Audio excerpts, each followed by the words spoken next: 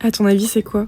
Ou plutôt, dans la composition de quelle recette rentre cette délicieuse sauce à l'abricot de 1911? Alors, une idée? Pendant que tu réfléchis, on va commencer par préparer une marmelade d'abricot. Si t'en as sous la main, c'est encore mieux parce qu'elle est essentielle à des centaines de recettes au 19e siècle jusqu'au début du 20e. Escoffier et les autres cuisiniers de l'époque y font très fréquemment référence, mais aujourd'hui, la recette qu'on utilise a été écrite, elle, en 1911, par Madame Dumont dans son 2e volume de la pâtisserie à l'usage des jeunes filles et cuisinières. Et je vais maintenant te donner ses instructions. Pour 600 g d'abricots, on a besoin de 20 g de sucre. On fait compoter pendant une vingtaine de minutes en remuant pour faire perdre leur eau aux fruits, puis en ajoutant un morceau de gousse de vanille qu'on laisse infuser 20 minutes. On ajoute enfin 10 g de beurre et on pèse. Pour environ 250 g de marmelade, on la met dans une casserole avec 2 décilitres d'eau. On porte à ébullition à feu doux et on passe à la passoire fine.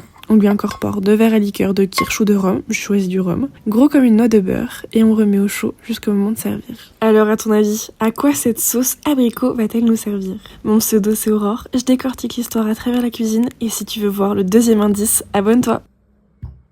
À ton avis, c'est quoi? Ou plutôt, dans la composition de quelle recette rentre cette délicieuse marmelade de pommes de 1911, ainsi que la sauce abricot que je t'ai présentée hier? Une idée? Pendant que tu réfléchis, prends 3 kg de pommes que tu découpes en quartiers, épépine-les, et si possible, n'oublie pas comme moi de les éplucher. Pour avoir testé, c'est pas très dérangeant, mais ça nuit un peu à l'homogénéité du mélange. Émince-les ensuite en faisant des tranches aussi fines que possible pour faciliter leur cuisson. Mets tes morceaux à cuire dans une casserole avec 100 g de sucre à feu vif, en remuant en continu pendant une vingtaine de minutes. Quand il ne reste plus qu'un morceau et que la marmelade a bien réduit, ajoute une demi-gousse de vanille qu'on laisse infuser 20 minutes à tout petit feu. Ajoute ensuite 50 g de bon beurre, couvre et laisse refroidir le temps qu'on prépare le dernier aspect de notre recette. Alors, est-ce que tu devines de quelle recette je veux parler? Tu connais forcément le nom, mais pas sûr que tu la reconnaîtras sous cette forme. C'est pourtant comme ça qu'elle se présentait en France depuis des siècles. Tu ne vois toujours pas? Alors rendez-vous demain pour la réponse. En attendant, mon pseudo c'est Aurore, je décortique l'histoire à travers la cuisine, et si ça t'intéresse, tu peux aller voir mes autres vidéos.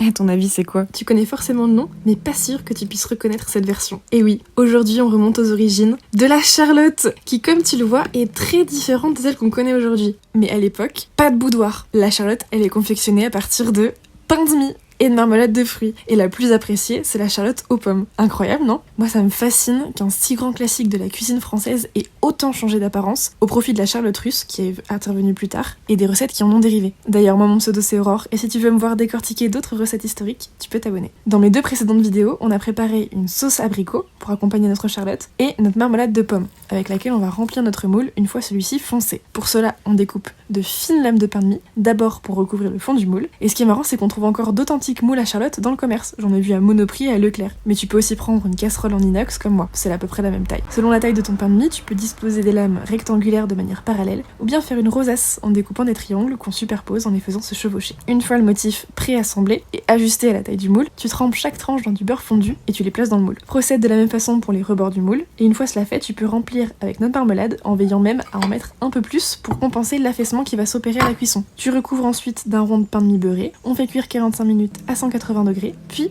on laisse reposer 15 minutes dans le four sans ouvrir la porte. On renverse notre Charlotte ensuite sur une assiette, mais sans retirer le moule pendant encore plusieurs minutes, le temps que la Charlotte refroidisse pour qu'elle garde bien sa forme. Dès qu'elle est prête à être dégustée, il ne reste plus qu'à ajouter ta sauce abricot chaude, et si tu veux, tu peux remplacer cette sauce par une compotée de rhubarbe. J'ai essayé, ça marche très très bien aussi. Et voilà, le mystère est résolu. Ça me fascine que ça ait autant changé et qu'on ait, en tout cas moi, complètement oublié cette ancienne version. Donc j'espère qu'elle vous plaira. Mon copain m'a dit que c'était son dessert préféré de tous ceux que je lui ai fait, alors je te conseille d'essayer. En plus, les ingrédients sont faciles à trouver.